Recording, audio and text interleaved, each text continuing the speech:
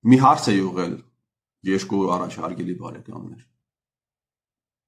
Ճիշտ է արդյոք, որ Հայաստանի Հանրապետության տարածքում կան դիրքեր, որտեղ դիրքապահները անցնում են Հայաստանի Հանրապետության տարածքում գտնվող ադրբեջանական անցակետերի միջով։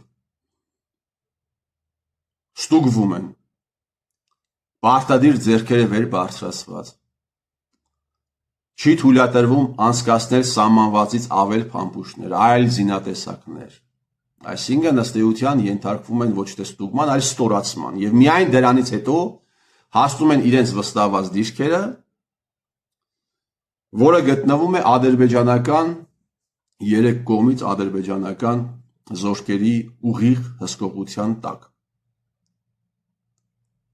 Ըստ էության այդ մարդիկ գտնվում են պատանդարության մեջ։ Այս հարցը լսել էին միայն իմ էջից 130,000 մարդ։ Եվ տպավորություններ, որ ես է Հայաստանի Հանրապետությունում պետք է մի մեծ ալիք բարձրանա, բայց քանի որ Հայաստանի Հանրապետությունում իշխանություն, ընդդիմություն, ձեռք-ձեռքի տված, նիկոլականներ, այսպես կոչված ուռապատրիոտներ, նիկոլականներ, այսպես կոչված դաշնակ-մաշնակներ, իրենց վստահված, իրենց ազդեցության տակ գտնվող լրատվականներով, բլոգերներով, դեպուտատներով, ձեռք-ձեռքի տված, գործում են ընդդեմ Հայաստանի Հանրապետության, այս ամենի վերաբերյալ պահում են բացարձակ լռություն։ Պահում են բացարձակ լռություն։ 7 ամսական հղու փորը կարող են առնեն տղամարդիկ խմեն զինվորի կենացը, հայրենիքի կենացը, իրենց բջերին բանակից ազատեն, իրենք բանակից ազատվեն, այսպիսի հարցերի վրա ուշադրություն չդարձնեն։ 130,000 մարդ է նայել։ Դուք կարող եք այսպիսի հարցը իգնորի ենթարկել։ Դուք չեք կարող այդ իգնորի ենթարկել, դուք ուղղակի ի ցույց եք դնում ձեր վաճառված լինելը, ձեր ստոր սրիկա լինելը, հասկանում եք։ Ասում է Ադրբեջանի նախագահը խոսում է Գյոչա լճի մասին։ Ես մի 10 օր կսկսեն դա քննարկել։ Այսինքն սովորական մանիպուլյացիաներ եւ փորձում են շեղել ամենակարևոր թեմաներից, հարգելի բարեկամներ, ամենակարևոր թեմաներից։ Ինչի դուք Սևանա լիճը սիրում եք։ Դուք Սևանա լիճը սիրում եք, որովհետեւ ձեր տերերը այնտեղ բաներ են սարքել, դղյակներ են սարքել։ Հայ ազգը կամ Հայաստանի էլիտաները Սևանա լիճը սիրում են, բայց որ Սևանա լիճը սիրում են, հարակից համայնքների կոյուղաջրերին չեն գալիս լսում Սևանա լիճ։ Բայց որ դուք զինվորներին սիրում եք, բանակը սիրում եք, այսպեսի խայտառակություն, ինչու եք թույլ տալիս։ Տասնյակ մարդիկ են ինձ զանգել, տասնյակ մարդիկ, ովքեր հաստատում են այդ ամենը, որ այո, այդպիսի դիրքեր կան Հայաստանի Հանրապետություն, տասնյակ մարդիկ են զանգել։ Սյունիքի մարզից հիմնականում։ Մենք տեղյակ ենք, այո, այսպիսի բան է տեղի ունենում։ Հայրենասեր լրագրողներ, հայրենասեր խմբագիրներ, որ մի լրագրողին ասես դու լրագրության դու ժուրնալիստիկայի հետ կապ չունես, քեզ գիտես ինչ կսարքի։ Քեզ գիտես ինչ կսարքի։ Բա խոսեք այս թեմայի մասին, ինչի չեք խոսում։ Բա դեպուտատներ խմբեր կազմեք, գնացեք այդ դիրքերը։ Հիմա ընդունված է, չէ՞, թրենդ է։ Ով բանակում ծառայաշի գնում դիրքերում բան են անում, սելֆի են անում։ Գնացեք այդ դիրքերում է սելֆի արեք։ Չեն թողնում։ Բա որ չեն թողնում բարձրանաք այդ դիրքեր։ Դա ինչ կամ իջնեք այդ դիրքեր։ Դա ինչ է նշանակում։ Եվս մեկ անգամ ապացուցում է այդ տեղեկատվության ճշմարտացիությունը։ Պատարակագետ բաներ կան, լրագրողներ կան, գնում են հովանավանք, այս մի նիկոլականին են բռնում, այն մի նիկոլականին են բռնում։ Ինչու եք մասնակցում կեղծ պատարակին։ Իսկապես մեծ ցավ է տեսնել, թե ինչպես է հոգևորականը բարձրանում խորան, ավելի ճիշտ բեմ, եւ այնտեղից փառաբանում Հայաստանի Հանրապետության 16-րդ վարչապետին, ում կողքը կանգնած է մի դասական հակաքրիստոնյա, հակամարդ Արայիկ Հարությունյանը։ Փաշինյան Նիկոլը քրիստոնյա չի, ոչ էլ Արայիկ Հարությունյանն է քրիստոնյա։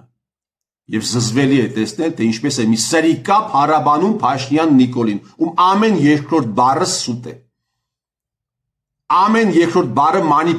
մանիպուլյացիա է եւ կեղծիկի մեջ հատախված այդ անձնավորությունը։ Բայց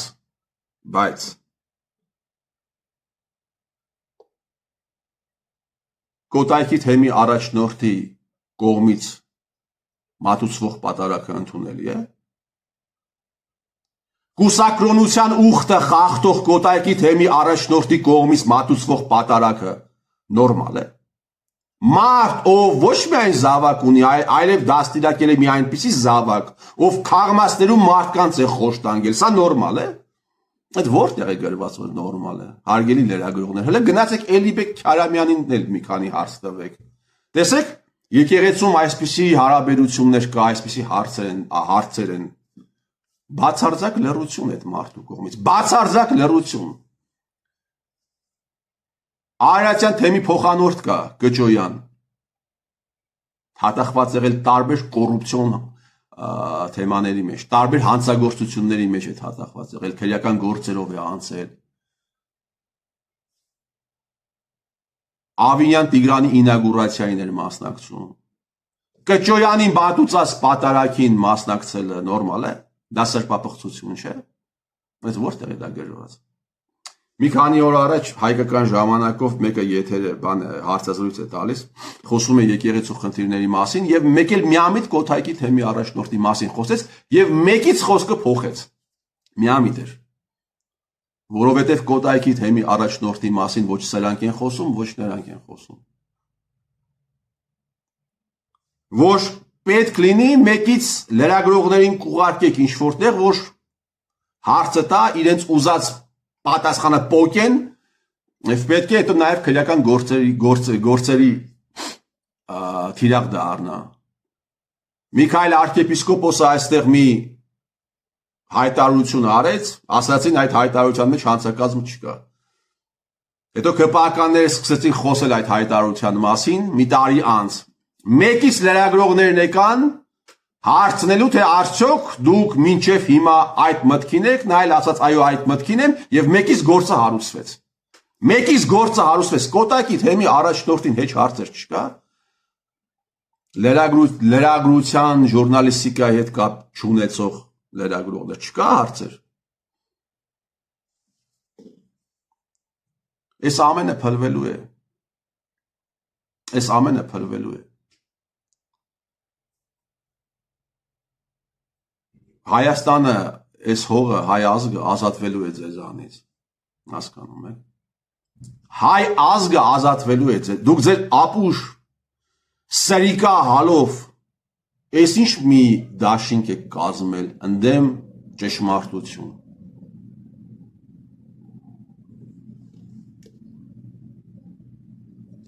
Ամեն ինչը իմիտացիա է այստեղ։ Այն ինչ որ դուք անում եք, ամեն ինչը իմիտացիա է։ 130,000 մարդ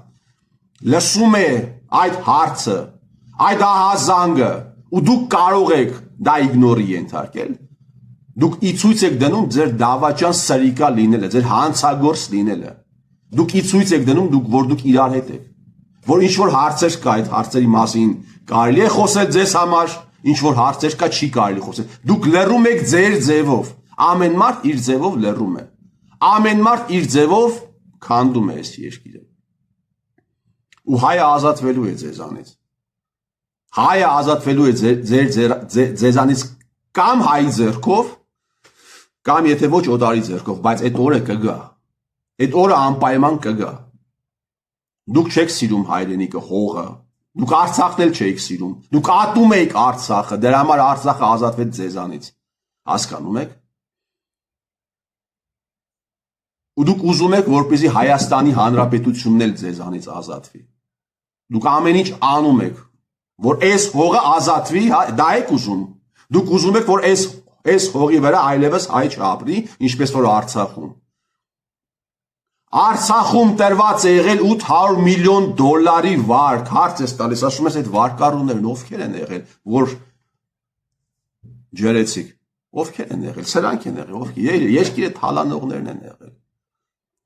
Մարդիկ են եղել, ովքեր հեկերը վաճառել են պատերազմից հետո ադրբեջանցիներին, ստեղից կոմպենսացում են ստացել։ Տասնյակ միլիոնավոր դոլարների մասին է խոսք, ասում ես ովքեր են եղել, լավ, այդ մարդիկ ովքեր են, որ դավաճանական կոլաբորացիայի մեջ են եղել ադրբեջանցիների հետ, հետո մի հատ էլ այստեղից կոմպենսացում են ստացել։ Այս հարցերը չի չեք տալիս, լռությունը եւ այնտեղից եւ այստեղից։ Նիկոլ, այդ մարդկանց ինչ իրավունքով ես դու կոմպենսացում տվել Հայաստանի Հանրապետության բյուջեից։ Ինչ իրավունքով, սրիկա։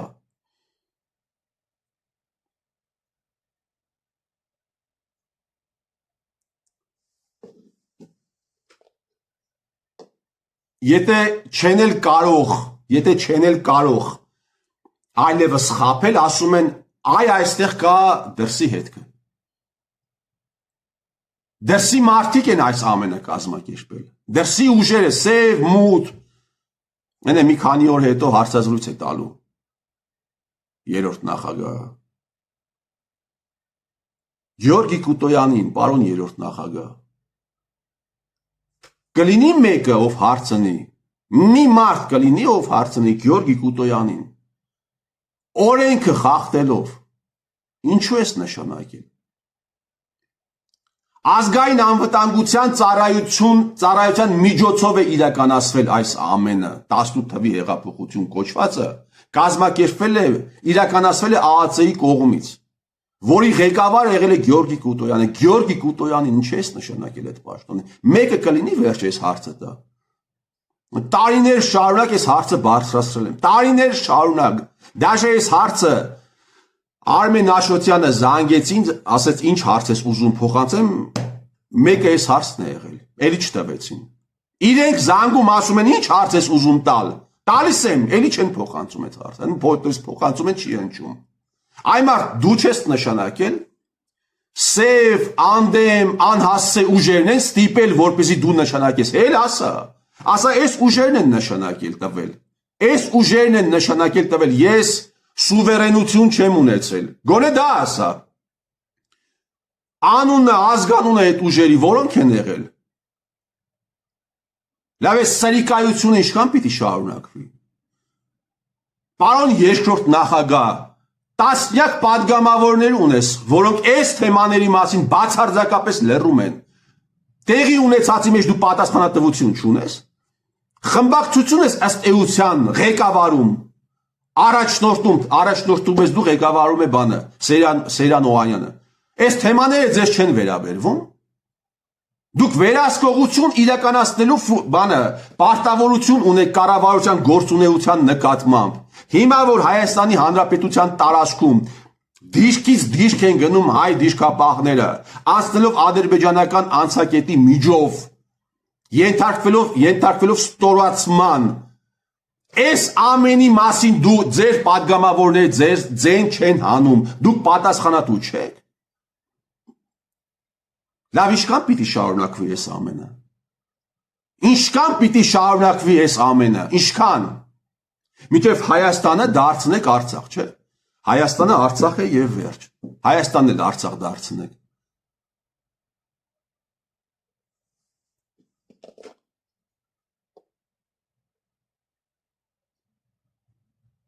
Եկեղեցականները չհաշված մի քանի հոգու պահում են բացարձակ լռություն։ Բացարձակ լռություն։ Կաթողիկոսը դուրս է գալիս, կոչ է անում, որպեսզի մարդիկ գնան պատերազմի, հետո բանից պարզվում է այդ պատերազմը եղել է ընդամենը դավադրություն հայ ազգի նկատմամբ։ Մարդիկ ձեռ են կորցրել, ոտ են կորցրել, առողջություն են կորցրել, տուն են կորցրել, կյանք են կորցրել։ Գոնե սովորական ներողություն չեն խնդրում, գոնե սովորական ներողություն, որ մեր խոսքով դուք գնացել եք ռազմաճակատ։ Բացարձակ լռություն։ այսպիսի լրություն պահպանում են հանցագործները։ Սա հանցավոր լրություն է։ Օմերտայի օրենք կա Սիցիլիայում, Ապենինյան թերակղզում, Սիցիլիայում։ Այդ մաֆիոզների լրության ուխտն է։ Նույն բանը այստեղ է, նույն բանը։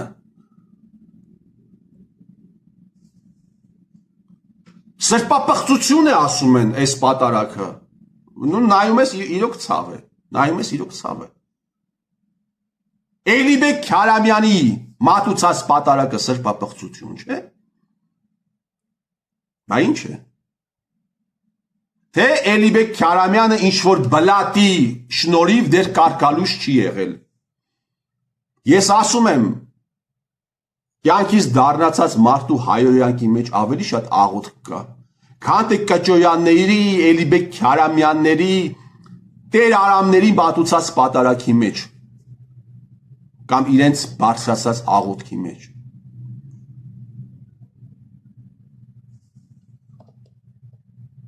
Լավ, դուք ոնց եք ասում հոգի տալու։ Դուք սովես ընդհանրապես չունեք։ Սովես ընդհանրապես դուք չունեք։ Ինչքան կարելի է այս 2 միլիոն մարդկանց այս աստիճան մոլորեցնել, այս աստիճան նվաստացնել, խումար խաղալ այս մարդկանց կյանքերի հետ, առողջության տների հետ։ Ինչքան կարելի է։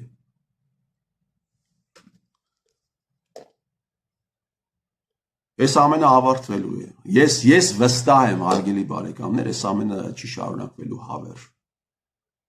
Ցանկացած ջեբգիր, իսկ սրանք ջեբգիր տականքներ են, մտել են հայ ազգի ջեբը, դուրս չեն գալիս։ Ով իրականացնում է հանցագործություն եւ չի պատժում, ինքը գիտի ինքը մնալու է անպատիժ, բայց մի օր ձեռից բռնելու են։ Մի օր ձեր ձեռից բռնելու են սրիկաներ։ Մի օր ձեր շլինքից բռնելու են, տանեն գցեն ձեր համապատասխան տեղերը։ Ես ձեր տիրոջ մերը